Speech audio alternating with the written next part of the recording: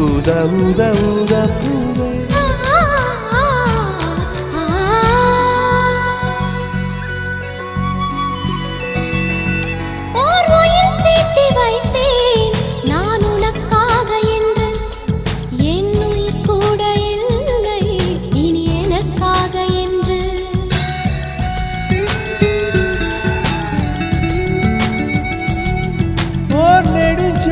தன்னை நான் கடந்தேனே அன்று